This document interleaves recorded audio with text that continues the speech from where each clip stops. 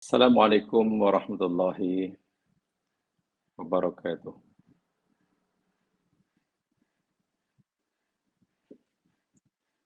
Alhamdulillahirabbil alamin. Wa bihi nasta'inu ala umurid dunya waddin. Salatu wassalamu ala asyrafil anbiya wal mursalin.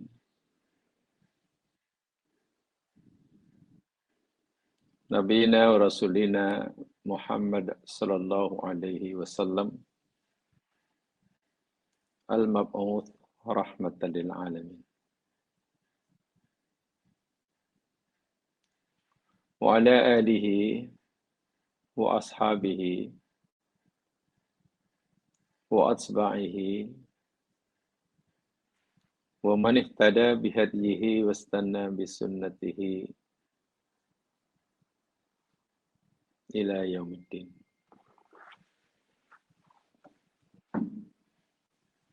Raditu billahi rabba wa bil islami dina wa bi Muhammadin nabiyya wa rasulah. Wa bishrah li sadri wa yassir li amri wahlul 'uqdatam min lisani yafqahu qawli. Amin ya rabbal alamin.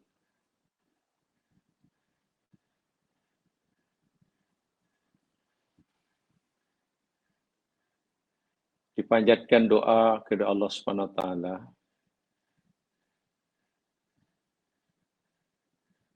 jika sekiranya ada saat ini di antara kita yang sedang sakit, semoga Allah segera memberinya kesembuhan dan kesehatan yang berpanjangan.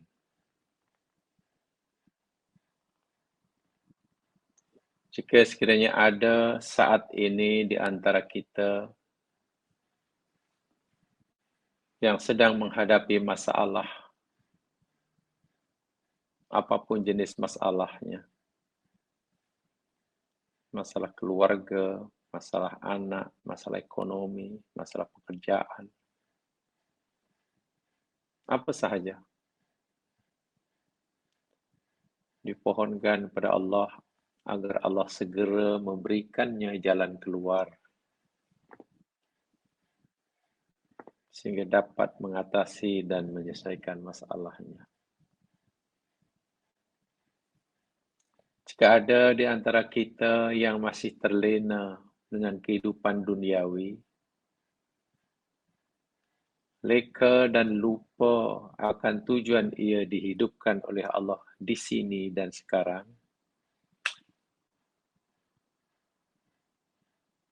dudahkan agar Allah segera membuka hatinya,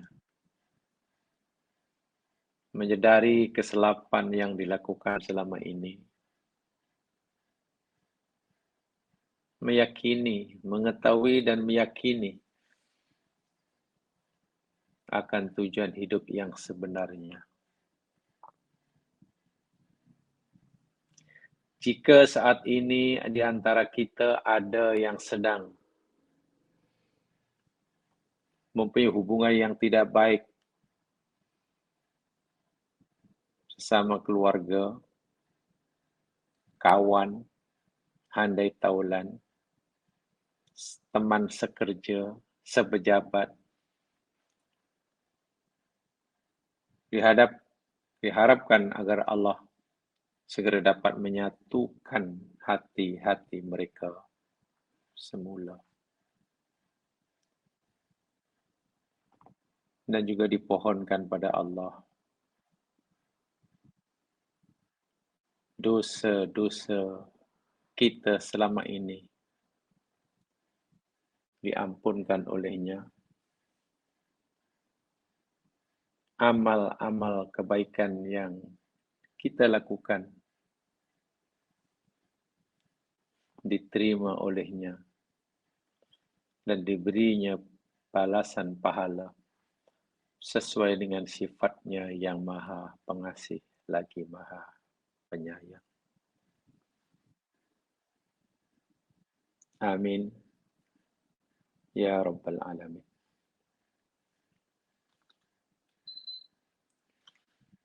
Muslimin muslimat yang dirahmati Allah sekalian,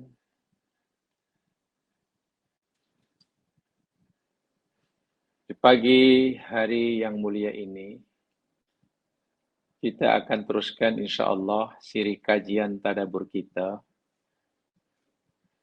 Surat Hud.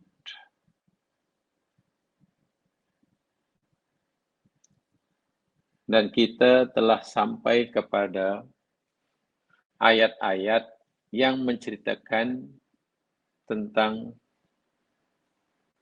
Nabiullah Lut bin Haran alaihissalam dengan kaum dan umatnya. Mari kita simak ayatnya di dalam Al-Quran surah Hud, ayat yang ke-77. Kita akan pelajari sama surah Hud, ayat 77.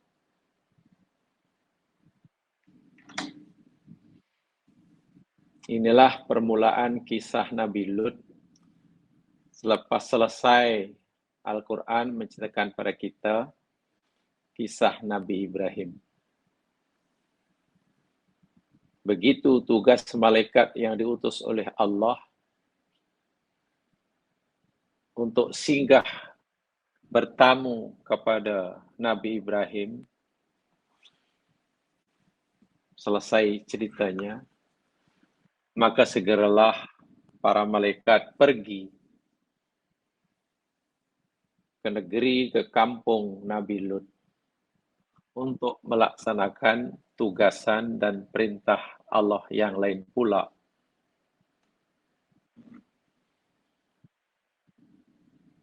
A'udzu billahi minasyaitonir rajim. Walamma ja'at rusuluna lutan si'a bihim wa dhaqa bihim dhar'a wa qala hadha yawmun 'ashib.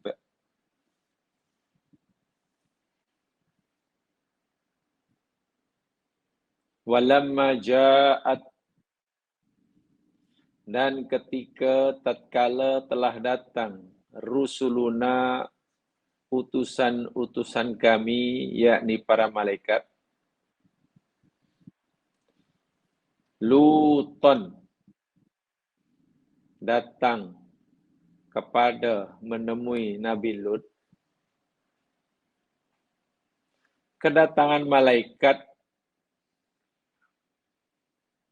pada Nabi Lut membuat Nabi Lut si'abihim. Allahu Akbar. Dia Lut merasa susah, sedih, tidak gembira. Tidak gembira bukan kerana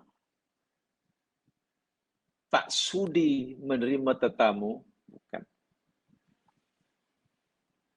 Punca kesedihannya, ketidakgembiraannya, yakni karena datang dari diri sendiri. Berpunca daripada apa yang difirman oleh Nabi Lut. Oleh kerana Nabi Lut belum tahu hakikat yang sebenarnya saat itu. Nanti dijelaskan. Wa dhaqa bihim dar'a, wa dhaqa, dan telah menjadi sempit bihim kerana mereka tetamu-tetamu itu, dar'an, Dar'ani sebenarnya makna asalnya yakni ukuran panjang. Dar'un itu kan depa. Jadi ukuran panjang, di sini maksudnya dadanya. Jiwanya menjadi sempit, sesak nafas lah. Menunjukkan betapa sedihnya Nabi Lut waktu itu. Kesedihan yang telah memenuhi jiwa dan hatinya, tak tertanggung rasanya, sehingga keluar, muncul ucapan daripada mulut Nabi Lut alaihissalam, qala, dan dia berkata, hadza yaumun asib. Hadza yaumun asib.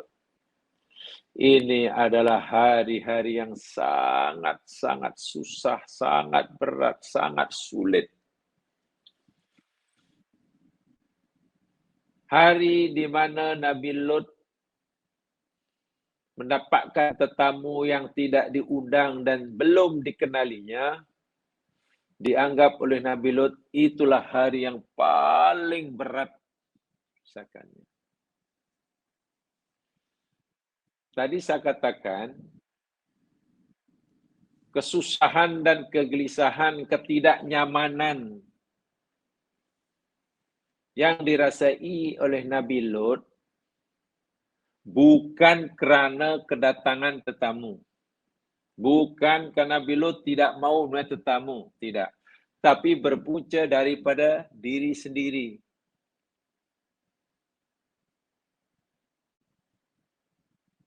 Berpunca daripada diri sendiri. Kerana ketidaktahuannya tentang hakikat yang sebenarnya. Atau belum. Nabi Lut belum mengetahui apa hakikat sebenarnya. Nabi Lut sudah punya persepsi yang ternyata walaupun fikiran Nabi Lut itu ada benarnya, tapi juga ada silapnya. Apa benarnya? Kebenaran apa yang difikir oleh Nabi Lut yakni, aku ni dapat tetamu, semua lelaki, muda-muda, jambu-jambu pula. Macam mana nanti kalau kaumku dengarlah di rumahku ada jejaka-jejaka tampan. Dan Nabi Lut kenal sungguh perangai buruk kaumnya. Pantang nampak anak muda yang tampan menawan. Tak tahulah apa yang berlakulah di rumahku. Tak lama lagi. Ini yang difikir oleh Nabi Nuh. Dan itu tidak semuanya salah. Karena Nabi Nuh kenal sungguh perangai kaumnya. Suka mengejar-ngejar lelaki tampan. Untuk mereka melampiaskan nafsu syahwatnya. Ini Nabi Nuh tak boleh bayangkan. Bukan sekadar tidak mampu membayangkan kebejatan moral mereka. Bukan sekadar membayangkan kebobrokan akhlak mereka. Tapi juga yang dibayangkan, bagaimana bila itu nanti berlaku di depan mataku, di rumahku. Dan yang jadi mangsa tetamuku. Nabi tak dapat bayangkan. Itulah yang jadi punca Nabi Lut macam tidak gembira menerima tetamu. Jadi bukan karena apa yang diandaikan, yang difikirkan oleh Nabi Lut seperti itu. Tapi tidaklah benar semuanya. Karena Nabi Lut belum tahu siapa tetamu-tetamu ini. Sebab itu selepas Nabi Lut diberitahu oleh tetamu memperkenalkan dirinya siapa mereka ini, Kenapa dia datang situ? Hilang sedih itu. Hilang. Itu sebabnya di dalam ayat ini, fi'ilnya, yakni si'a bihim, si'a ini fi'il mabni majhul. Passive voice. Bukan active voice. Bukan mabni maklum sa'a. Tak. Bukan sa'a bihim tapi si'a. Nah, dimajhulkannya fi'il si'a bukan menggunakan mabni maklum sa'a, inilah rahasianya seperti yang saya maksudkan tadi. Kegelisahan yang dialami oleh Nabi Lut bukan berpunca daripada kedatangan tetamu, bukan. Penyebabnya bukan tetamunya. Tapi puncanya yakni apa yang dirasa, yang difikir oleh Lut dalam dirinya. Yang hakikatnya tidak salah. Karena apa yang dikhawatirkan ini suatu saat pasti akan berlaku bila-bila masa. Dan ini berlaku di depan mata aku, di rumahku. Dan yang jadi mangsa adalah tetamuku. Ini Lut tak boleh bayangkan. Tidak salah begitu. Karena begitulah yang pengalaman yang ada. Berlaku pada kaumnya. Tetapi, saya ulangi, nanti di belakang surat, pikiran Nabi Lut seperti itu kerana belum tahu siapa tetamu ini. Gitu kan. Selepas tetamu memperkenalkan dirinya, siapa mereka, apa tujuan situ, hilang. Kesedihan itu hilang. Susah jadi tidak ada. Itu rahsia. Sebenarnya ini penjelasan saya ini zaman sekarang berdasarkan kepada digunakannya fi'il si'a itulah. Jadi apa ya, bukan pada maknanya tapi dalam tafsir berdasarkan kosa kata yang dipakai. Al-Quran tu begitulah yang sekalian. Maksud yang dah disampaikan bukan sekadar melalui kalimat yang makna kalimat yang disampaikan, tapi bentuk kalimat itu pun memberikan makna yang tersendiri. Kalaulah di ayat ini katalah berbunyi walama ja'at rusuluna luton sa'abihim.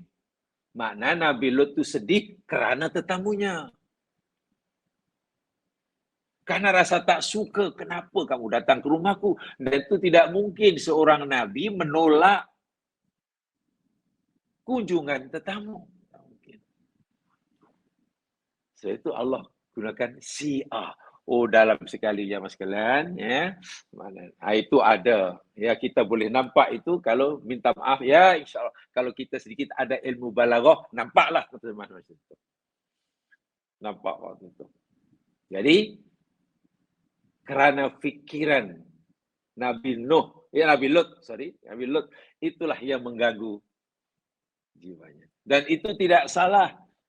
Karena berdasarkan pengalaman yang dilihat dari alam oleh Nabi Lut, dilakukan oleh kaumnya. Apalagi Nabi Lut belum tahu. Kerana belum diberitahu. Siapa sebenarnya tetamu-tamu yang datang tak diundang ini? Yang wajahnya Allahu Akbar. Yang luar biasa ini ya. Yang wajahnya luar biasa ini. Jamaah sekalian, mungkin untuk siri yang pertama ini, sebab saya minat dengan ayat Yasin ini ya. Betul, ini ayat sejarah, betul. Tapi saya ingin mengajak jamaah sekalian untuk memahami tadabbur ayat ini bukan hanya dari aspek sejarahnya sahaja, tetapi juga lebih kepada rahsia, termasuk rahsia kauniyah yang Allah nak beritahukan pada kita. bahwasanya apa yang Allah firmankan itu benar adanya. Dan boleh dibuktikan kebenarannya sama ada oleh mereka yang meyakini Quran itu firman Allah, maupun kebenarannya boleh dibuktikan oleh mereka yang tidak mengakui Quran itu firman Tuhan. Saya ulangi. Kebenaran maklumat di dalam ayat ini atau dalam Al-Quran boleh diakui kebenarannya sama ada oleh orang mukmin yang meyakini Quran itu firman Allah. Kebenarannya juga boleh diakui, diterima oleh mereka yang tidak mengakui Quran itu sebagai firman Tuhan. Artinya, hatta orang bukan mukmin pun yakin akan kebenaran maklumat yang ada di dalamnya. Walaupun mereka ini bukan termasuk orang yang beriman terhadap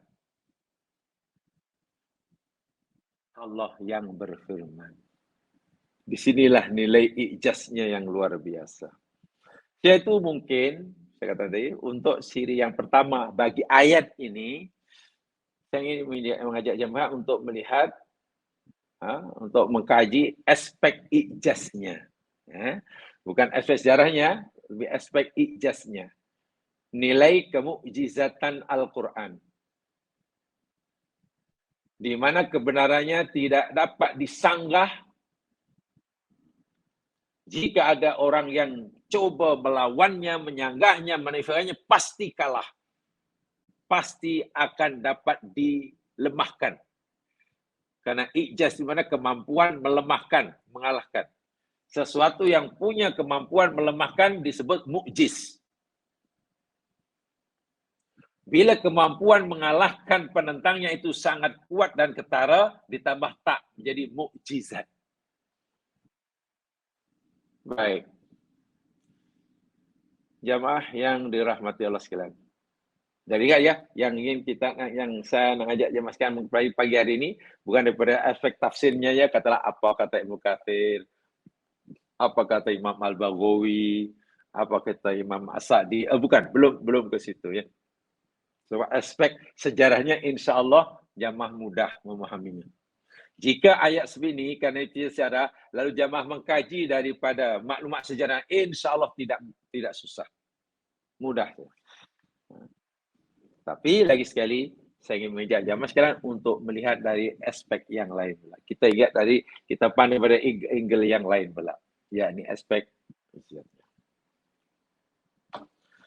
jamaah yang dirahmati Allah sekalian. Seperti sedia maklum bahwa kisah Nabi Lut dan kaumnya ini di dalam Al-Quran diulang-ulang lebih kurang sebanyak 28 kali. Banyak. Kisah Nabi Lut dan kaumnya ini dalam Al-Quran diulang-ulang lebih kurang 28 kali. Banyak. Dengan uslub yang berbeza-beza, dengan gaya bahasa yang sedikit berbeza, struktur ayat yang tidak sama, bermacam-macam. Bertebaran kisah Lut dan kaumnya yang dalam sebanyak 28 kali ini di dalam pelbagai surah di dalam Al-Quran. Ya, saya boleh menyebutnya surah-surah yang mengandungi kisah Nabi Lut. Surah Al-An'am ada. Baca di ayat pertama di terakhir, jumpalah nanti. Surah Al-A'raf nomor 2 ada. Surah Hud yang sedang kita pelajari ini ada. 4 surah Al-Hijr. Al-Hijru. 5 surah Al-Anbiya. Ada. 6 ada dalam surah Al-Hajj. Ke-7 dalam surah Asy-Syu'ara. Ke-8 dalam surah An-Naml, surah Semut. Ke-9 ada dalam surah Al-Ankabut. Ankabut. Apa? Laba-laba. 10. Dalam surah As-Saffat.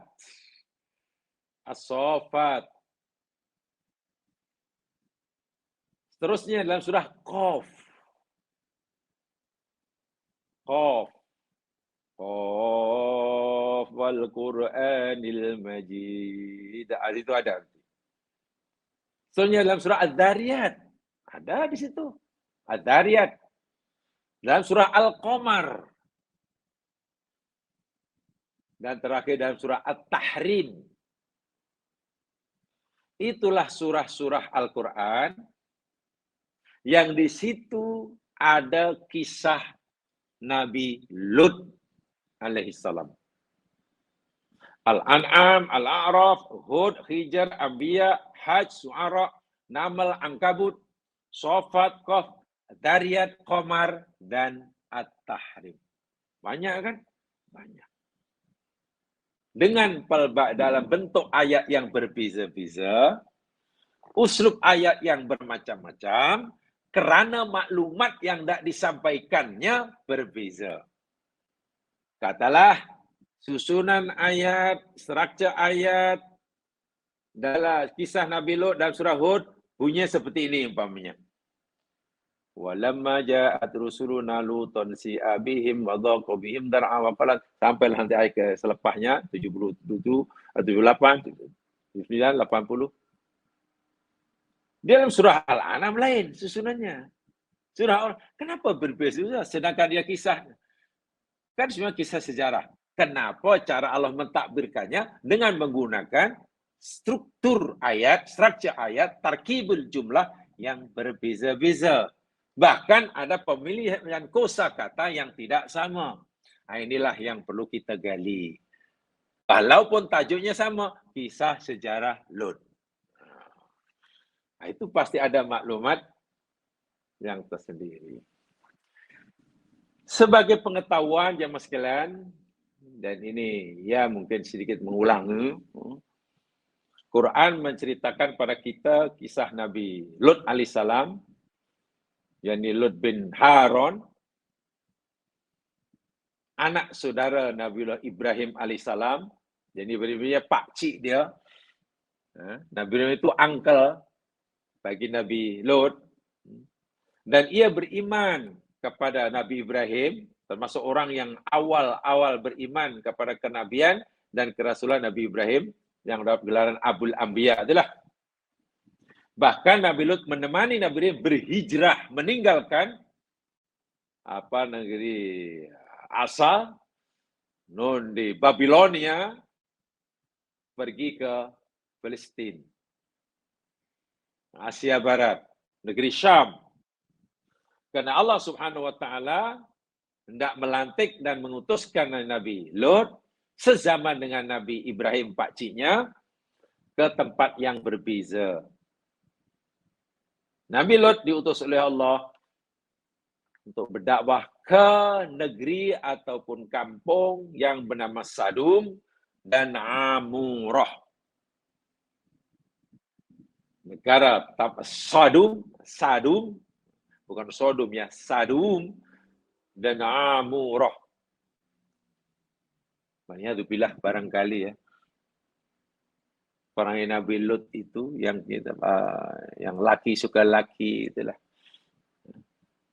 Ya, ada istilah Sodomi, mungkin daripada kampung, nama istilah itu jadi diambil daripada kampungnya, namanya Sadum. Jadi Sodomi. Subhanallah. Dan sekitarnya. Yang kemudian dikenal dalam Al-Quran sebagai Qura Lut, kampung atau negeri Lut. Dan hari ini, saya yakin semua tahu dan sudah ramai yang pernah ziarah ke tempat itu atau paling tidak dekat situ. Ia adalah Taqong fi wadin yakunul hudul al-janubiyah lil bahril mayyit. Sadum itu yakni satu lembah yang menjadi perbatasan sebelah selatan daripada Laut Mati. Laut Mati di Jordan. Yang kan separuh itu masuk Israel, sekarang separuh masuk Jordan. Di pada bagian selatan, disitulah dulu negeri Sadum. Jadi diharapkan siapa yang ingin pergi ke sana, disilakan, tapi tolong baca Al-Quran dahulu. Baca kisahnya. Bila pergi ke tempat itu, kita seakan-akan benar-benar tafsir ayat ini berada di depan mata kita.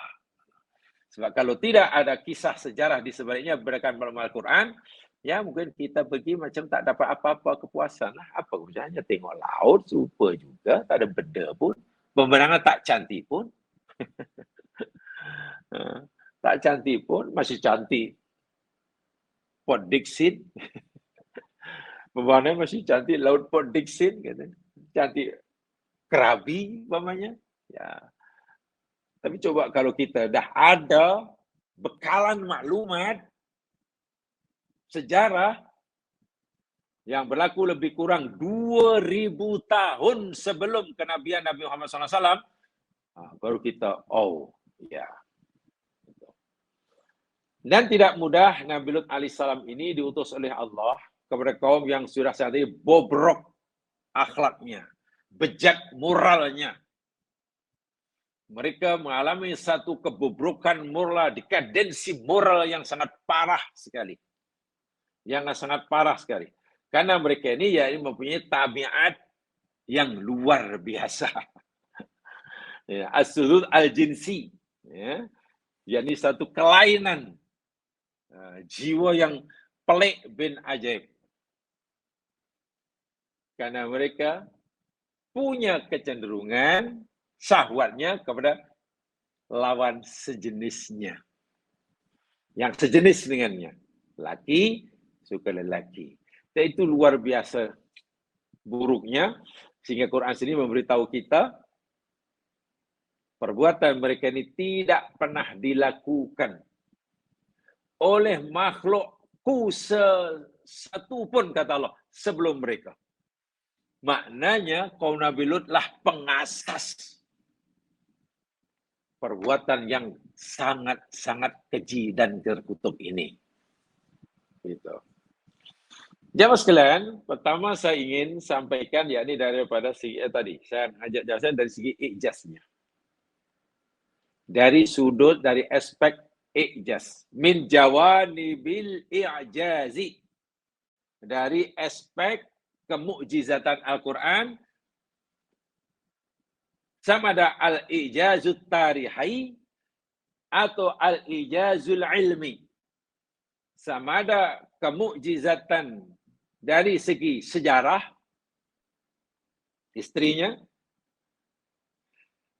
ataupun kemukjizatan dari aspek ilmu, ilmiahnya. Berdasarkan pengriwayatan Al-Quran berkenaan dengan kisah Nabi Lut alaihissalam ini.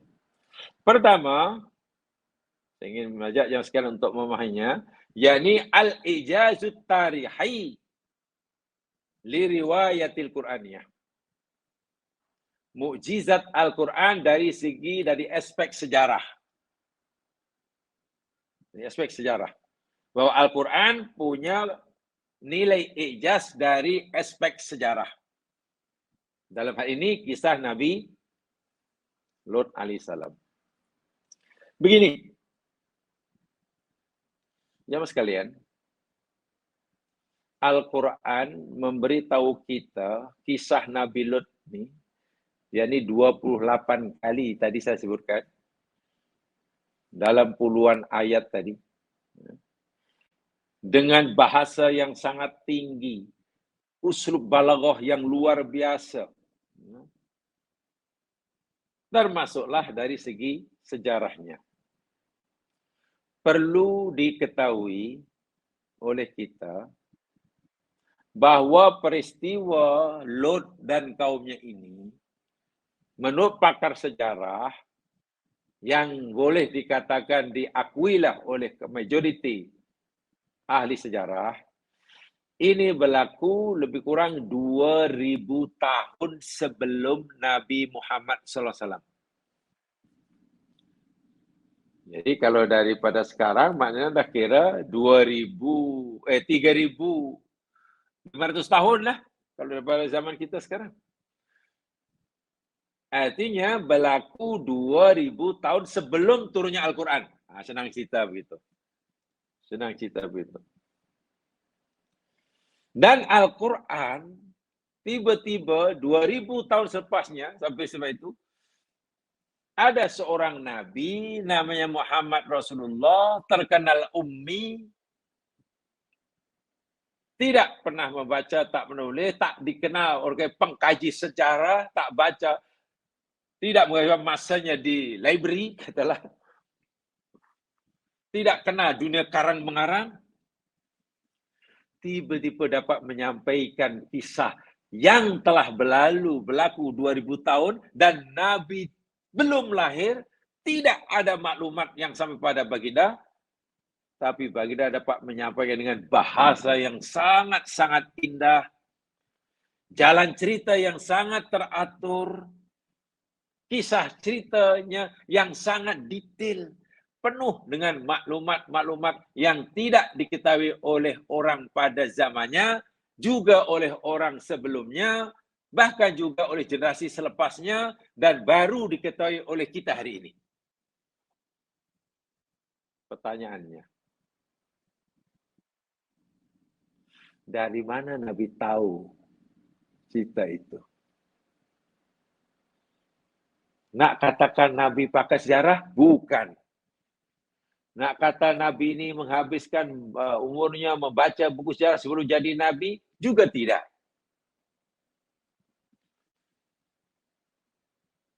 Mungkin ada orang kata, ya itu mana Nabi bercakap kebetulan. Ya. Ada orang, ya macam mana Muhammad tahu kisah ini? Wah, Muhammad belum lahir. Macam-macam jawaban orang. Ya pertama, ya boleh jadi Muhammad waktu itu memang dia cakap kebetulan je. Kebetulan apa yang disebut Muhammad itu betul, tu je. Tapi kalau kebetulan, kalau sekali yang dicakap oleh Rasul itu betul, dan itu kan kebetulan, itu mungkin akal boleh terima. Tapi kalau Nabi cerita banyak perkara, ima perkara itu yang telah berlalu ribuan tahun, atau yang sedang berlaku pada zaman itu yang orang lain tak tahu, atau kejadian itu akan berlaku yang orang pada zaman Nabi pun nanti tak akan ketahui. Dan semuanya betul, takkan kebetulan. Kalau cakap sekali dan ternyata betul, dikatakan kebetulan itu mungkin logik sikit lah. Tapi kalau semua yang cerita oleh Nabi, ima peristiwa yang lalu, peristiwa akan datang, zaman itu semua betul adanya. Takkan kebetulan. So, dalil ada kebetulan itu ditolak. Atau barangkali Nabi Muhammad kamu itu dia seorang peramal agaknya. Memang peramal itu. Peramal. Mungkin dia bomoh. Dulu pun orang-orang kafir Quraisy itu dah ini sebagai bomoh, kahin, ahli sihir, peramal. Tapi tuduhan itu langsung tidak berasas. Tak ada pun orang meyakini dan mempercayainya. Bahwa itu ada seorang dukun, bomoh, peramal. Tak ada. Oh, kemudian kedua, salah. Ketiga, mungkin Muhammad itu adalah ya seorang cendekiawan yang merahasiakan identiti dirinya. Dia seorang pakar sejarah, tapi merahasiakan identiti dirinya. Tak mungkin juga. Kehidupan Nabi daripada zaman kanak-kanak, ibaratnya hingga Nabi jadi Nabi, di Makkah, di Madinah, semua daripada alif hingga ya, daripada pagi hingga pagi, diketahui oleh kaumnya. Tak ada yang rahsia. Apalagi selepas jadi Nabi. Tidak ada yang rahsia. Apa yang Nabi lakukan di rumahnya pun, isteri baginda menceritakannya. Tak ada yang rahsia. Minta maaf, hatta ketika Nabi mencium salah seorang isteri baginda, kemudian baginda sembahyang tanpa berwudu, isteri baginda cerita pada orang lain. Cuba. Ya. Ketika Nabi tidur dengan salah isteri-isterinya malam hari, badan sudah bersentuhan dengan badan isterinya tadi. Lalu Nabi minta izin nak solat. Isterinya cerita kepada sahabat. Sahabat tulis. Sekarang menjadi hadis, kita boleh tahu. Jadi tidak ada yang rahasia kehidupan Nabi ini. Semua diceritakan. Dan tidak ada orang yang menyaksi kehidupan Nabi walaupun sesaat. Nabi ini duduk temenung di library. Baca buku sejarah. Mengkaji sejarah begini. Tak ada. Jadi kalau Nabi dikatakan pakar sejarah tapi menyebutkan identiti dia, bohong juga alasan itu. Alasan bahwa Nabi ini katalah kebetulan, tak tolak. Alasan Nabi boleh cerita kisah yang telah berlaku kerana Nabi beramal, tak tolak. Alasan bahwa Nabi ini seorang pakar sejarah yang menyebutkan identiti pun tidak masuk akal. Ya, tinggal satu ya, kemungkinan yang keempat. Muhammad Rasulullah tahu semua itu karena diberitahu oleh Yang Maha Tahu. Itu saja.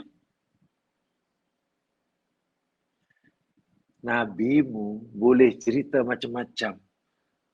28 kali dengan susunan bahasa yang berbeza, memaklumat yang berbeza. Dan boleh dibuktikan kebenarannya. Ima oleh orang mukmin atau orang yang non-mukmin.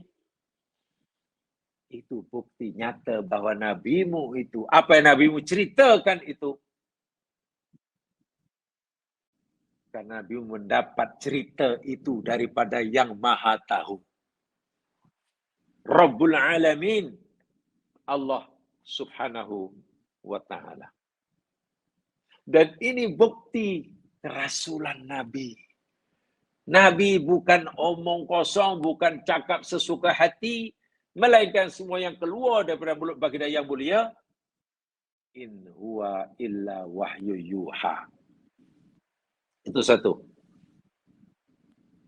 Ijaz tarikhi yang kita wajib meyakini. Yang kedua, jemaah sekalian, jadi daripada aspek min wajil ijazil ilmi, dari aspek kemukjizatan Al-Quran dari sudut ilmu. Al-ijazul ilmi. Begini. Istinkarul mumathalati fil alaqatil jinsiyah wa wasududun anil fitrah wal ikrafin anha wa inhitatil bil insani lamadun al hayawaniyah. Al-Quran yang suci dengan tegas, nyata, qad'i, mengingkari perbuatan al-alaqah al-jinsiyah, perbuatan melakukan hubungan sejenis. Ya'udzubillah, na'udzubillah. Karena itu adalah satu bentuk penyimpangan, bentuk perbuatan luar tabi'i, menyalahi fitrah manusia. Itu perbuatan yang merendahkan kemuliaan manusia, lebih hina daripada hayawan. Ini yang nak disampaikan oleh kisah ini. Quran dengan tegas mengingkari. Tidak membenarkan atau mengakui kewajarannya, apapun alasannya. Ini perlu diyakini istrinya. Al-Quran dengan tegas mengingkari, tidak membenarkan alasan apapun untuk mewajarkannya perbuatan melakukan hubungan sejenis. Karena itu adalah bentuk penyimpangan daripada fitrah manusia yang boleh menjatuhkan martabat kemanusiaannya lebih hina daripada hayawan. Kenapa kena bina berhaiwan? Tidak ada seekor pun hayawan ciptaan Allah yang melakukannya. Mana ada lembu jantan suka lembu jantan? Tidak ada. Kambing jantan mengejar kambing jantan. Tertarik. Hayawan pun tak tergamak melakukannya. Sehingga Islam tegas sekali. Tidak memberikan kebenaran walaupun sedikit, tidak menerima alasan apapun bagi mewajarkannya. Bila Quran seperti itu dan kita ini orang yang berpegang pada Quran, sikap kita mesti sama dengan apa yang diperintahkan oleh Al-Quran terhadap benda seperti ini. Sehingga alasan hak asasi manusia tak boleh lagi diterima. Manusia itu Allah yang cipta. Bagaimana mungkin Allah Subhanahu wa Ta'ala membuat peraturan yang bercanggah dengan kemaslahatan makhluk ciptaannya? Tidak mungkin. Tidak mungkin Allah sebagai pencipta alam semesta menciptakan peraturan yang bercanggah dengan kemaslahatan ciptanya. Tidak mungkin. Semua peraturan Allah, sama ada yang Allah laksanakan terhadap alam ciptanya namanya sunatullah, ataupun peraturan Allah yang untuk kita patuhi namanya syariatullah, melainkan semuanya itu demi kemaslahatan mereka. Tidak ada satupun yang bercanggah dengan kemaslahatan. Sama ada perintahnya ataupun larangannya. Bila Allah suruh kita buat itu, pasti ia maslahat bagi kita bila kita melakukannya. Madarat bagi kita jika kita meninggalkannya. Bila Allah melarang perbuatan seperti ini, pasti itu madarat bagi kita bila kita melanggarnya. Dan maslahat bagi kita bila kita meninggalkannya. Itu keyakinan kita. Keyakinan kita. Dan ini Allah contohkan. Perangai tabiat buruk kaum Nabi Lut. Awalu man ibtada'a hadzal inkhiraf 'anil fitratis sawiyah. Golongan manusia yang pertama sekali menciptakan, mengasaskan penyimpangan, budaya penyimpangan dari fitrah yang suci, yang lurus. Dan ini dibuktikan. Dirasatut tibbi wa tibbin nafsi. Kajian-kajian ilmu kesehatan. Kajian-kajian ilmu kedokteran. Sama ilmu kesehatan jasmaniyah ataupun kesehatan ruhaniyah, mereka telah buat kajian terhadap perbuatan yang paling keji ini, dan mereka menemukan huturatis sahiyah wa nafsiyah ala kullin minal fardi wal usrah wal mujtama. Perbuatan terkutuk ini menimbulkan madarat dan bahaya yang tidak kecil, sangat besar. Sama ada madarat kepada fisikal pelakunya, jasad, tubuh badan, ataupun jiwa pelakunya. Sama ada madarat yang bersifat pribadi atau keluarga, bahkan masyarakat.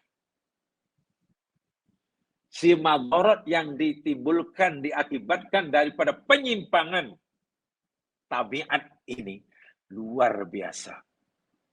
Madaratnya mengancam kesehatan tubuh badan dan juga kesehatan mental rohani. Kemaslahatan individu, keluarga, dan masyarakat.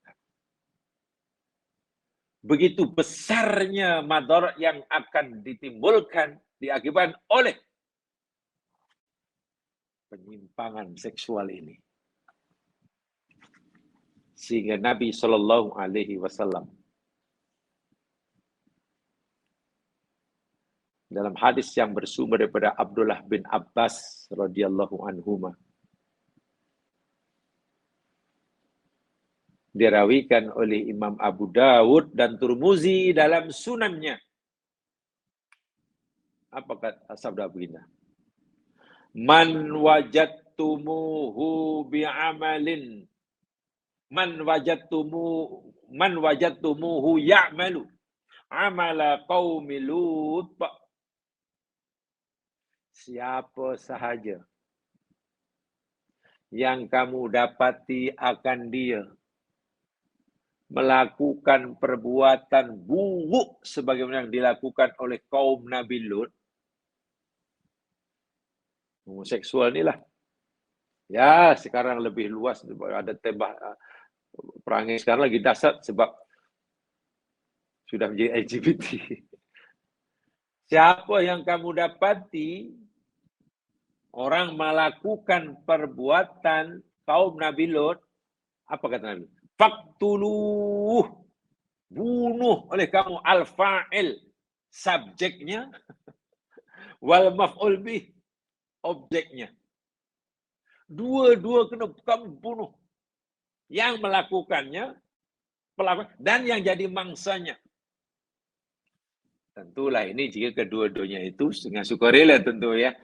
Dengan sukarela sebab kalau mungkin dipaksa, ya tentu si pelakunya yang salah. Dan yang jadi mangsanya tidak ada kemampuan menolaknya sehingga melakukan dalam keadaan terpaksa, kan lepas daripada hukuman. Bila kamu temukan ada orang melakukan perbuatan kaum Nabi Lut, bunuh kedua-duanya. Fa'ilnya pun dibunuh, maf'ul bihnya pun dibunuh. Jadi hukuman Nabi, sikap Nabi yang keras ini selari dengan Al-Quran. Itulah. Jadi dasar kita untuk membenci, berusaha untuk membentras, menolak tanpa syarat, kita tidak akan menerima alasan untuk membenarkannya, itu berdasarkan Al-Quran dan hadis. Quran tegas, hadis tegas. Itu bersifat normatif, betul. Tapi yang bersifat objektif dan empirik, ternyata perbuatan ini menimbulkan madarat yang luar biasa. Sama ada madaratnya mengancam kesehatan tubuh badan, fisikal seseorang, jasmani seseorang, tapi juga mengancam kesehatan jiwa, mental, rohani seseorang. Ima individu, keluarga, atau masyarakat. Jelas ya itu. Jadi Quran tegas, keras, jelas. Nabi pun tegas, keras, jelas. Kita pun mesti begitu sikapnya, tidak boleh lagi. Ya, tak ada alasan untuk coba memberi ruang, begitulah. Kita tidak boleh menerima alasan apapun, alasan untuk justify kebejatan moral ini. Karena itu yang Quran ajarkan, yang Nabi tunjukkan. Apatah lagi perbuatan ini 100% menimbulkan madarat yang luar biasa. Artinya tidak ada maslahatnya. Sesuatu yang tidak bermaslahat sedikit pun, ya tentulah akan ditolak. Ada benda yang dengan madarat, tapi ada maslahatnya. Islam tak sekeras itu. Arak itu haram kan? Quran jelas. Tetapi karena ada maslahatnya dalam arak, ya akhirnya sikap Al-Quran dan hadis terhadap arak tidak sekeras sikap Quran dan hadis terhadap perbuatan kaum Nabi Lut ini. Contoh, arak diharamkan kalau masuk dalam perut kan. Mau diminum ke, untuk campuran memasak ke, Untuk bubuh kek biar tahan lama ke. Sebab dia tak mau nak buat kek, dia kalau boleh janganlah 2 hari. Ini kalau boleh kek ini tahan 2 tahun. Ini kau dengan Arab umpamanya. Tak boleh, itu jelas. Tapi kalau tujuan yang lain, katalah, ya mungkin untuk sebagai bahan bius umpamanya. Kan boleh itu. Ada manfaatnya. Manalah tahu kadang untuk luka, mana tahu. Ini dokter lebih tahu lah itu. Itu jelas ya. Jadi madaratnya sangat dahsyat. Kemudian, daripada ijaz ilmi juga. Athbatat dirasatu ulumil ardi anna tabaqatis sukhuri fi mantaqati janubil bahril mayyit maqlubatun ra'san ala akibah hasbi ma ja'a fi nasil Quran. Kajian-kajian yang dilakukan oleh ramai pakar-pakar geologi. Saya ulangi. Kajian-kajian moden yang dilakukan oleh para pakar geologi, mereka mendapati bahwa kawasan lembah di bagian selatan mantaqati janubil bahril mayyit, di bahagian selatan laut mati.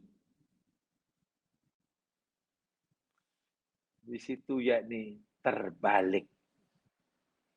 Kajian geologi, tanahnya terbalik. Pelik. Ini macam tak semestinya. Kenapa tanahnya jadi macam ini?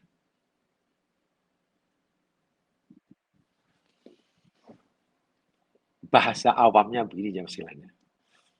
Ya, mungkin jangan boleh tanyalah kepada kawan-kawan kita yang dahulu belajar geologi ya. Yang khas dulu memang ambil fakulti kajian geologi lebih tahu.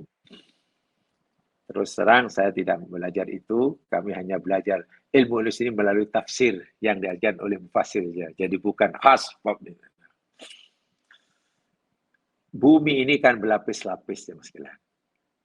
Bumi ini kan ada lempeng berlapis-lapis. Khasnya bumi yang bagian luar, paling luar itu berlapis-lapis. Orang gali tanah, digali tebing ya kan, berlapis-lapis. Warnanya pun berbeza. Pengkaji-pengkaji bumi, geologi, bahkan juga pengkaji-pengkaji katalah tentang arkeologi, mereka tahu bila katalah pengkaji arkeologi, jumpa tanah, jumpa barang di tanah kedalaman sekian, mereka sudah boleh mengagak umur benda ini berapa tahun yang lalu lah. Tengok daripada lapisan bumi. Lapisan bumi makin ke bawah tu umurnya makin lama. Yang di luar tentulah umurnya relatif muda berbanding yang di bawahnya. Makin dalam, makin dalam. Nah, jika lapisan katalah 1, 2, 3, 4, 5. Dari atas katalah 1, 2, 3, 4, 5, 6, 7, 8 katakanlah. Contohlah. Susunnya mesti begitulah. 1, 2, 3, 4, 5, 8. Tiba-tiba didapati, ini sepatutnya ini ada pada urutan yang ke-6 nih. Kenapa dia masuk urutan yang ke-7? Sementara lapisan yang ke-7, kenapa berada yang ke-6? Karena daripada segi sifat-sifat dan ciri-cirinya, ini lapisan yang ke-7 ini lebih tua daripada yang ke-6. Tapi kenapa berada di bawah? Seharusnya berada lebih muda. Ini terbalik susunannya. Nah, bahasa awamnya seperti itulah. Pakar-pakar geologi pernah buat kajian di kawasan selatan, bagian selatan Laut Mati, itu ada lapisan tanah yang seperti itu. Mereka bingung, ada apa ini? Mana mungkin lapisan yang lebih atas, umurnya lebih tua daripada lapisan yang di bawahnya. Ilmu telah Buktikan, mana lapisan bumi makin ke bawah, makin tua umurnya. Tapi kenapa ini terbalik? Tak sepatutnya ini lapisan yang ke-6 berada di bawah lapisan ke-7. Sebenarnya di atasnya lah. Sebenarnya lebih mudah. Bingung mereka. Lalu mereka berisulan. Maknanya di sini pernah berlaku nih. Satu peristiwa yang di luar akal, di luar nalar memikirkannya. Mereka meyakini pernah berlaku peristiwa yang dahsyat, pasti. Subhanallah, tiba-tiba ada seorang yang ummi. Tak baca, tak tulis, bukan pakar sejarah, bukan pakar geologi, bukan pakar arkeologi. Tiba-tiba datang kepada kita dan memberitahu kepada manusia 2000 tahun selepas peristiwa itu berlaku. Apa yang beritahu? Dalam surah Hud. Yang surah yang kita pelajari ini. Tapi nanti dalam ayat 82 dan 83. Coba jangan lihat. Surah Hud 82, 83.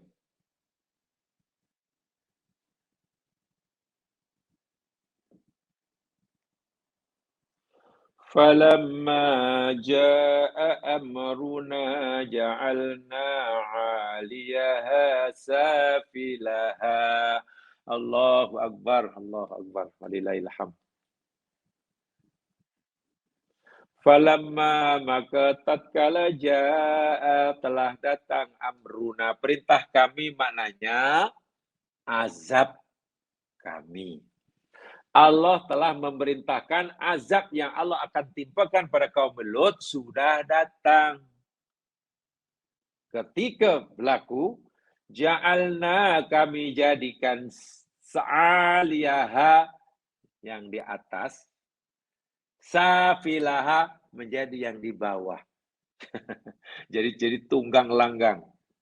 Lapisan yang atas kami jadikan, kami letakkan di bawah, yang bawah kami nak tarik ke atas.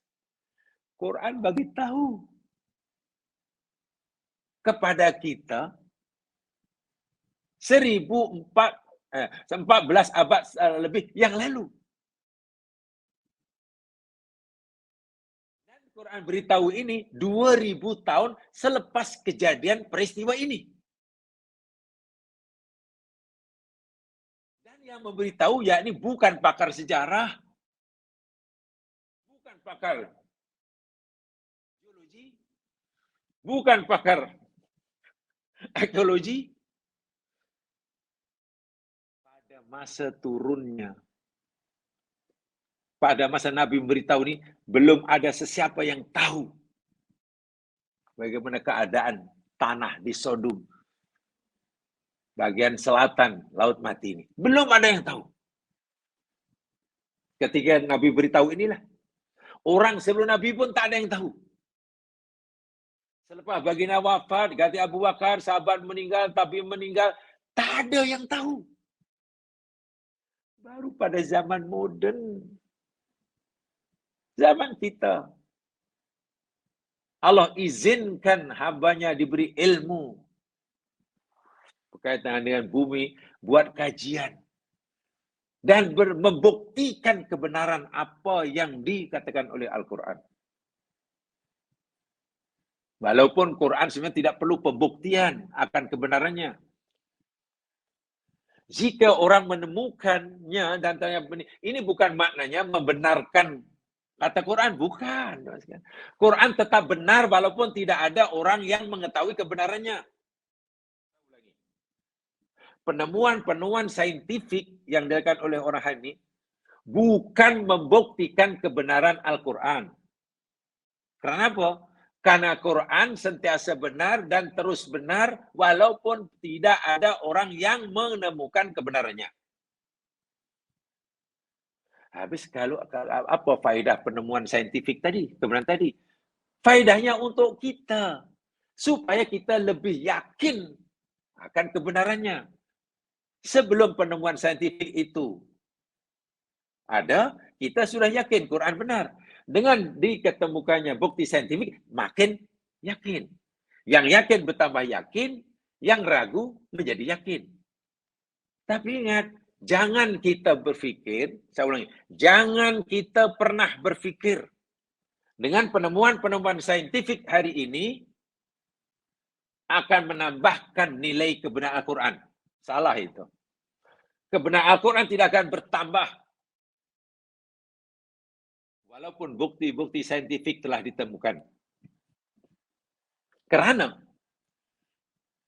jika kebenaran Al-Quran semakin bertambah dengan diketemukannya bukti saintifik, bermakna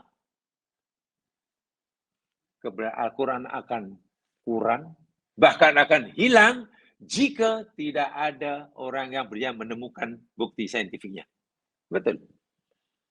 Quran ini firman Allah, sifatnya tetap.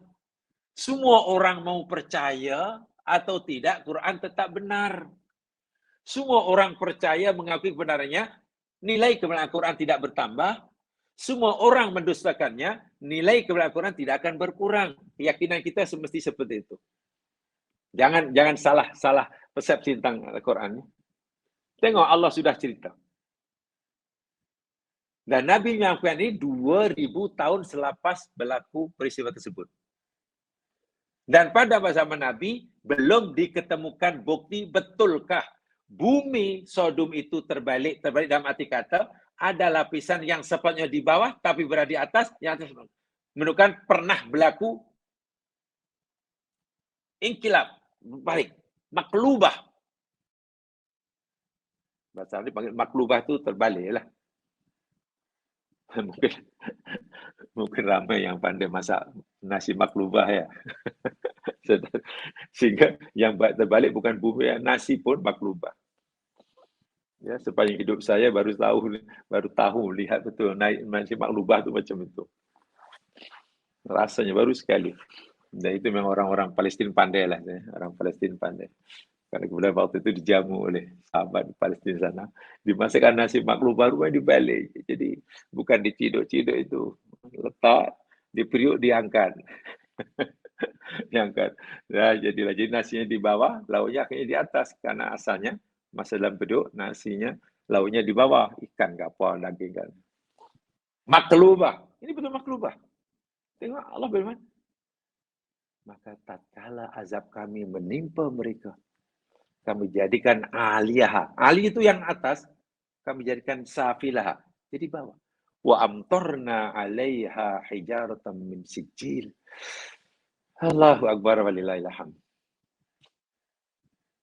Dan kami turunkan hujan. Kami hujani atas mereka dengan batu-batuan min sijil, daripada sijil, batu yang panas. Mandud berturut-turut. Musawwamatan inda rabbik. Sama. Serantuk merata dari si Tuhanmu. Wa ma rabbuk wa ma hiya bidzallamin minadh dhalimin biba'id. Jelas ya. Inilah ya, ini namanya ijaz ilmi. Aspek kemuliaan Al-Quran dari sudut ilmu. Tapi kita baru makin bertambah keyakinan kita terhadap apa yang Quran firmankan Hud 82 hari ini. Kita sebenarnya sudah percaya bahwa buminya terbalik. Tapi kalau ditanya apa buktinya, kita tak tahu. Nah, sekarang sudah ada orang bukan Islam membuktikannya. Sehingga penemuan bukti itu semakin menambah keyakinan kita. Itu bukan menambah kebenaran Al-Quran, bukan. Menambah keyakinan kita terhadap kebenaran Al-Quran. Pertanyaannya, saya ulangi, dari mana Nabi tahu benda hakikat ini? Sedangkan ketika peristiwa itu berlaku, Nabi belum lahir. Karena ia berlaku 2000 tahun sebelum baginda. Ketika Nabi beritahu itu pun belum diketahui kebenarannya. Coba kalau Nabi misalnya masih hanya mengarang-arang Al-Quran, mereka-reka Al-Quran, hanya reka dan ternyata salah umpamanya. Hancur zaman Al-Quran, hancur Islam, hancur.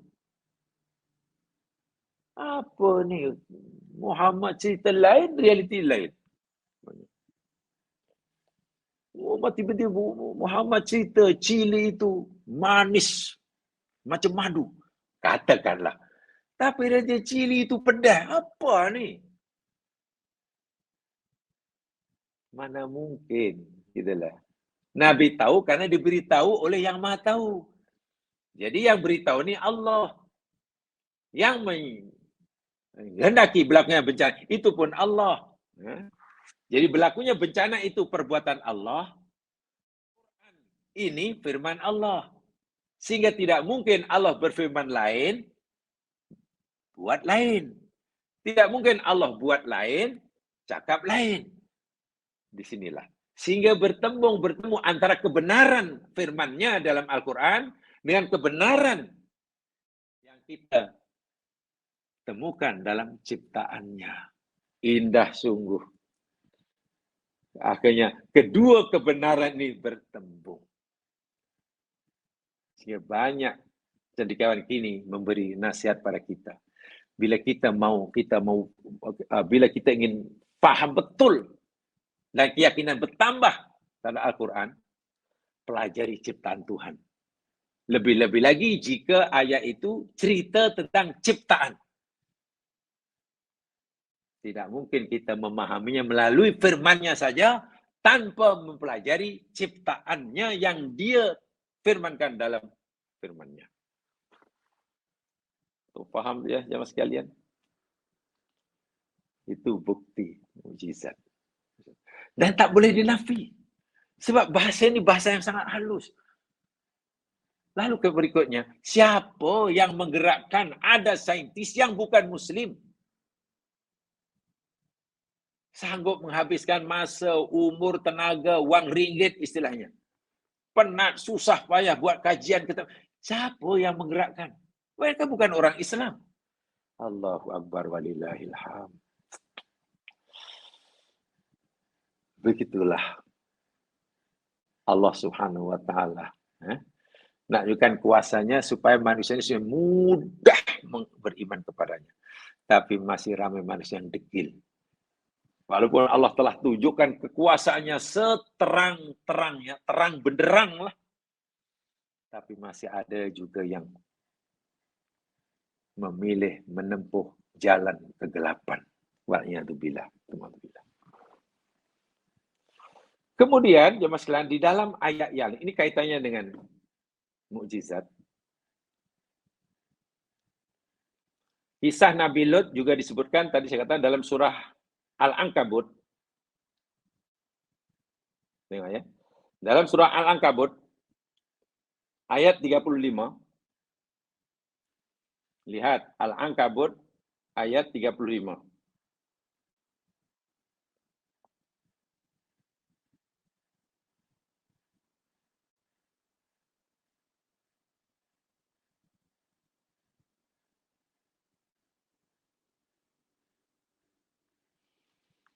Walaqad tarakna minha ayatan bayyinatan liqaumi yaqilun. Dan demi sesungguhnya kata Allah kami telah tinggalkan minha sebagian daripadanya, sebagian daripada bumi Sodom yang Allah tenggelamkan itu. Allah biarkan, Allah tak hancurkan, Allah tak lenyapkan, Allah tak hilangkan semuanya.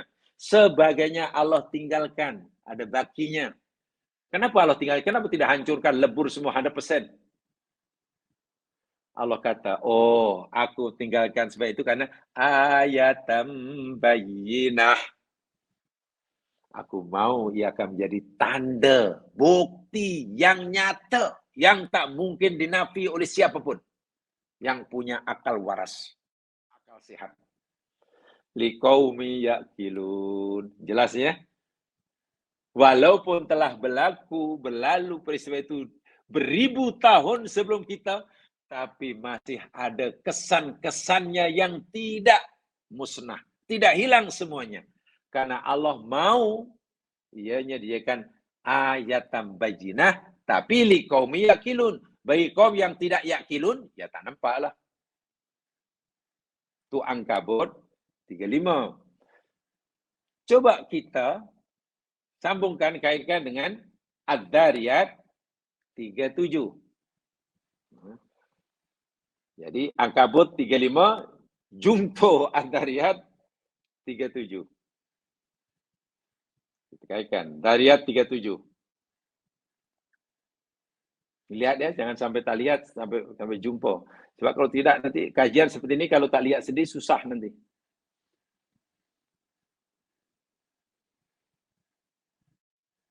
Sudah?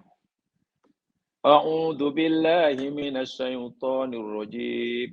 Wa tarakna fiha ayatan lil ladzina yakhafuna al-'adzabal alim. Dan kami telah tinggalkan di dalamnya, di bumi yang kami hancurkan itu, tanda, ayat, bukti. Bukti kebenaran Lut, bukti kejahatan kaumnya, bukti kuasa Allah, bukti ancaman Allah. Nah semuanya lah. Lilladina, bagi orang-orang yang mereka takutkan akan azab yang sangat pedih. Tadi Allah biarkan bukti yang nyata bagi kaum yang berakal. Ini supaya ia menjadi bukti bagi mereka yang takut azab yang pedih. Jadi ada kesan sejarah, al-athar at-tarikhiyah. Kesan sejarah masih ada. Walaupun telah berlalu ribuan tahun. Tujuannya, ya Allah dengan dia ayatan bayinah. Dan betul ya mas sekalian, bahwa daerah, kawasan, kaum yang dihuni oleh kaum Nabi Lut dahulu zaman mali'atun bil atharit tarikhiyah. Banyak ditemukan kesan-kesan sejarah. Adalan ala ma waqa'a biha ulail kafirin minal adzabil ladzi anzalu alaihim rabbul alamin. Di situ ditemukan kesan sejarah yang tidak sedikit yang menunjukkan akan kebenaran azab yang Allah pernah timpakan pada kaum-kaum kafir. Kaum-kaum kafir. Seakan Allah ingat, kalau kamu punya perangai macam Lut, ini kesannya. Seakan-akan. Jadi bila melihat kesan sejarah itu, orang yang jahat diharapkan menjadi baik. Orang yang lupa diharapkan jadi ingat. Sementara orang yang sudah baik akan menjadi bertambah baik. Yang tak takut azab Allah menjadi takut. Yang dah takut pada Allah semakin takut. Itu kesan sejarah. Sebab itu kalau kita melawat ziarah ke tempat-tempat yang bersejarah, pertama, tadi saya ulangi, tolong baca dahulu buku sejarah, maklumat sebanyaknya hanya daripada Al-Quran. Bila sampai tempat itu, pastikan. Bila sudah ada rasa takut, agar ketakutan bertambah. Jadi minta maaf. Tempat-tempat sejarah, apalagi tempat-tempat yang pernah berlaku bencana yang dahsyat, azab Allah ini, tempat yang tak sesuai lah, untuk suap foto tak sesuai lah. Untuk hanya bersuap foto, selfie, tak sesuai. Untuk penggambaran, lagu-lagu, background video, tak sesuai langsung. Untuk bergelak ketawa, tak sesuai. Bahkan Nabi melarang, jangan kamu pergi ke tempat yang Allah telah binasakan, kecuali kamu boleh menangis. Kalau kamu nanti pergi boleh menangis, atau kamu berusaha untuk menangis, boleh pergi. Tapi kalau tidak, kalau Nabi hanya untuk gelak ketawa, tak payah, Nabi kata. Itu keras sekali itu. Jangan pergi ke tempat yang Allah pernah hancurkan, kecuali dalam keadaan menangis. Nah, dan untuk menangis ini tidak mudah kalau kita tidak ada maklumat yang ada dalam kepala kita. Seakan-akan sejarah silam yang menimpa umat di tempat yang kita lalui itu sudah terpampang di depan kita, sehingga kita dapat membayangkan seakan-akan kita hidup pada masa itu. Insya Allah boleh menangis. Dan kalau menangis, sila pergi. Sila pergi. Tapi kalau hanya pergi untuk ketawa, tak payah, Nabi kata. Tapi ya realiti hari sekarang kan macam tu. Kita lihat aja lah di laut mati. Orang bersonok-sonok karena walaupun tak pandai renang, wah boleh tidur atas air sambil minum. Pergi ke Albitro, ke Petra, tempat yang pernah dihancurkan, kan itu dahulu kaum Nabi Saleh. Tengok orang gelak ketawa, tak ada yang ini sedih. Ini sedih. Sebab itu pastikan ya. Jadi kalau rihlah pun rihlah yang syariah lah. Ya, syariah. Betul ya? Dan ini adalah bukti bahwasanya peristiwa itu pernah berlaku. Dan boleh ada bukti-bukti yang nyata. Kadzabat qaum Lut bin Nudzur. Pernah, memang betul. Kaum Nabi Lut pernah mendustakan bin Nudzur akan segala macam peringatan. Peringatan. Jamaah sekalian, dan yang tak kalah pentingnya, pengharaman terhadap amaliyatul mumatsalah fil alaqatil jinsiyah tahriman qati'an tadi saya. Bencana yang dahsyat itu rupanya kesan dan akibat daripada perbuatan yang menyimpang daripada fitrah manusia. Perbuatan yang luar tabi'i itulah. Sehingga Islam mengharamkan dan pengharaman yang bersifat qat'i, tegas, jelas. Karena madarat yang ditimbulkannya terhadap kesehatan tubuh badan dan kesehatan jiwa itu sudah diakui oleh ilmu modern. Oleh ilmu modern. Bahkan Nabi kata bunuh saja pelakunya itu.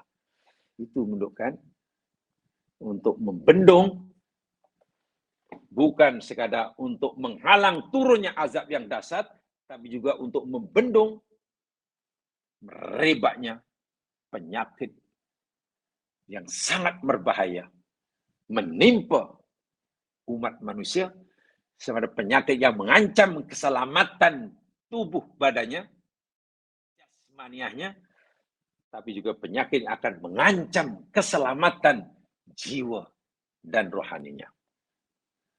Al-ittirabat an-nafsiyah min nata'ij sududil jinsi. Itu sudah diakui kebenarannya. Bahwa perbuatan ini akan menimbulkan gangguan mental. Al-ittirabat an-nafsiyah ini kalau bahasa Melayu lebih kurang gangguan mental. Mentalnya sudah tidak stabil lagi. Umbang-ambing. Diakibatkan oleh as-sudud al-jinsi. Ya, as-sudud ini yakni homoseksual lah. Homosexuality. Itu kesannya kepada tubuh badan, kita sudah jelas.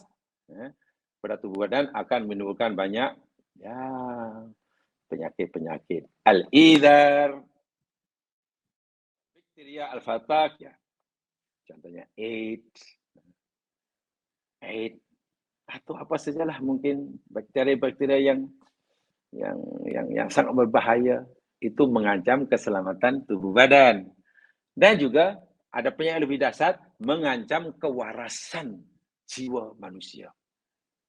Jiwa manusia dipanggil al-ittirabat an-nafsiyah. Gangguan mental tidak stabil. Mental apa dipanggil? Ya, mental disorder lah. Mental disorder. Mentalnya jadi tak betul. Pemikirannya sudah tidak jernih. Tidak jernih. Saya bacakan jemaah sekalian. Ini saya baca Arabnya ya. Lahadul ulama anna al-madat al-bayda fi mukh at-tanafud inda sadin jinsiyan. Innal madat al-bayda tamthalu qanawat al-ittisal bain al-khalaya ad-dimag wa fudan al-kimatu minha walau qalilah yuaddi ila adami qudrati dimag ala tansiqil amaliyah bain al-khalaya. Astaghfirullahaladzim. Ulama-ulama modern jemaah sekalian, khasnya pakar-pakar neurologi, pakar saraf, telah buat kajian bahwa dalam otak kita itu ada yang dipanggil al-madah al-bayda.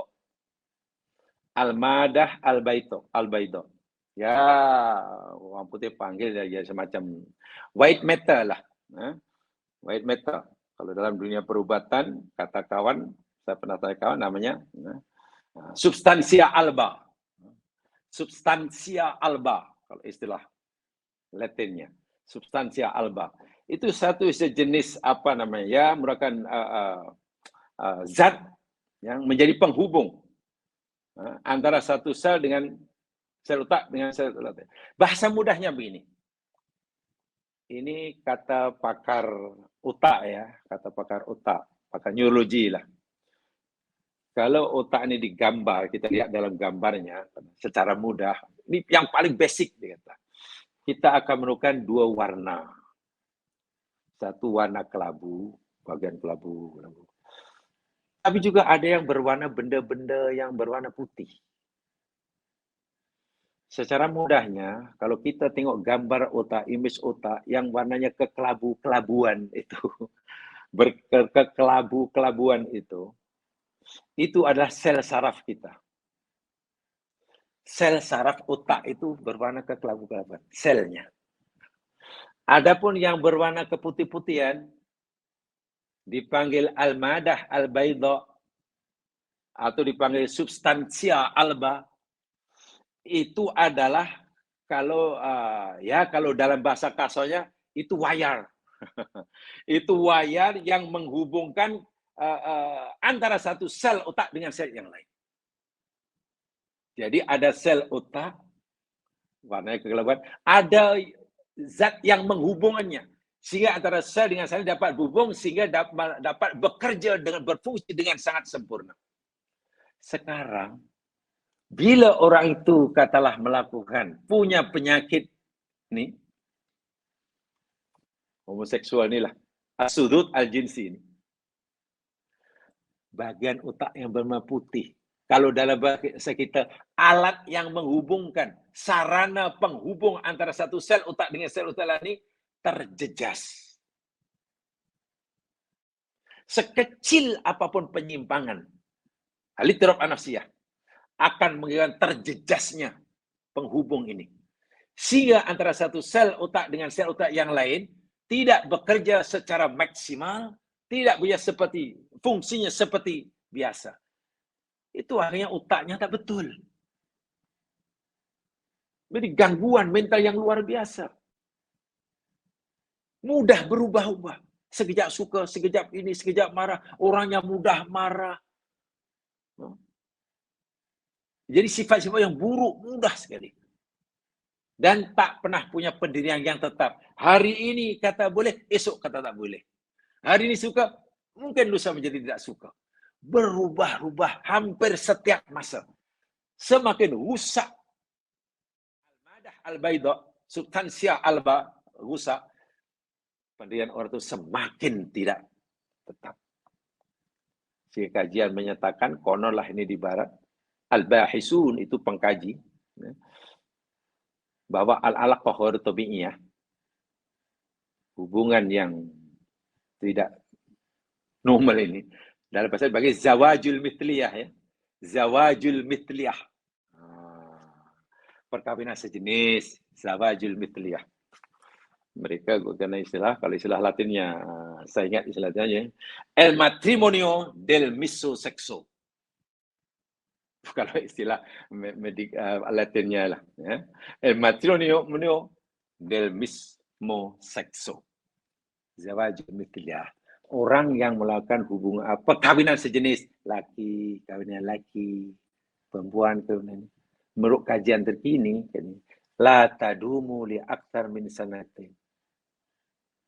Kebanyakan tidak akan lebih daripada 2 tahun. Lepas itu pisah, dan pisahnya mesti karena gaduh. Dari hari ini kata suka A, besok boleh suka B dan benci A. Pikirannya jadi keras dan tidak ada pendirian. Dan itu kesan dulu. Dari segi jiwa, sangat susah. Sehingga memperbaiki mereka ini sebenarnya bukan sekedar memperbaiki, bukan merawat penyakit fizikalnya. Mungkin AIDS dan sebagainya. AIDS. kata kawan AIDS ni, karena dia bukan seorang doktor, saya pun bukan doktor, dia kata, apa tu AIDS tu? AIDS tu, dia ni nama penyakit. Apa penyakit apa tu? AIDS. Dia kata, akibat intim dengan sejenis. Saya pun ikut-ikut aja. AIDS tu jadi penyakit akibat intim dengan sejenis. Katanya. Oh, betul juga. Tu. Bukan hanya merawat fizikalnya, macam mana nak menyembuhkan penyakitnya ini. Tapi juga perlu pakar-pakar psikologi. Dan tidak mudah untuk menormalkan semula fungsi otaknya. Wah, otak ini adalah segala-galanya dalam kehidupan kita. Otak rusak, apalah yang rusak. Bahaya yang sebesar itu telah dibuktikan oleh Allah Subhanahu wa taala dalam Al-Quran. Dan itu ada ayat dalam Al-Quran jam sekarang. Kalau kita ingin kaji lebih jauh lagi, ada itu disebutkan di dalam Al-Quran. Apa namanya? Madarat yang sangat besar itu. Sehingga otak mereka macam, bahasa mudahnya, otak mereka macam otak orang gila. Tahu ya, otak orang majnun? Sebetulnya mereka ini orang majnun. Majnun yang dikata otaknya, jiwanya sudah tidak lagi stabil. Dan itu Quran cerita dalam surah Al-Hijr. Dalam surah Al-Hijr ayat 72. Jangan boleh lihat. Al-Hijr 72. Itu kisah Nabi Lut juga. Apa Allah berfirman? Melalui lidah Nabi Lut AS. La'amruki. Demi umurmu. Innahum lafi sakratihim ya'mahun, kata Allah. Sungguh mereka itu, kata Allah, umatmu itu, Wailut, lafi sakratihim. Sungguh mereka di alam kemabukan mereka. Sakrah itu kan mabuk. Ya'mahun, mereka buta. Kenapa Allah sebut mereka itu dalam alam mabuk, bukan alam sadar? Mabuk, gila. Betul, rupanya memang otak mereka macam orang mabuk. Orang tak normal. Quran dah beritahu. Dan bukti kajian saintifik membenarkan. Karena rupa-rupanya, ya, al-madah al-bayda, white matter, substansia alba, kurang. Sehingga sel-sel otak, bukan sel otak yang rusak, tapi penghubung, penyambung, yang menyambung, menghubungkan atau saling sehingga otak bekerja dengan sempurna, terjejas. Ya, terjejas lah. Macam orang mabuk, macam orang gila. Quran dah cerita. Mereka ini orang mabuk. Berada dalam kemabukan mereka. Tengok. Quran memberikan maklumat saintifik dalam ilmu psikologi yang sangat dalam, diberitakan oleh seorang buta huruf 2000 tahun selepas berlaku peristiwa ini, dan baru kita ketahui 14 abad yang lalu, lebih yang lalu, dan baru ketahui hari ini. Ajaib sungguh Quran yang kita baca ini. Sangat-sangat ajaib. Jangan sekalian, masa tidak mengizinkan, sengaja apa ini saya untuk lihat dari aspek yang ini ya. Mudah-mudahan memberi manfaat saya menyampaikan. Alhamdulillah kalau kita bersama, orang lebih yang dimaafkan. Subhanakallahumma bihamdika asyhadu an la ilaha illa anta astaghfiruka wa atubu ilaik. A'udzu billahi minasy syaitonir innal insana lafi khusr illa alladziina aamanu wa 'amilus shalihat wa tawassaw bil haqq wa tawassaw bis sabr. Assalamualaikum warahmatullahi wabarakatuh.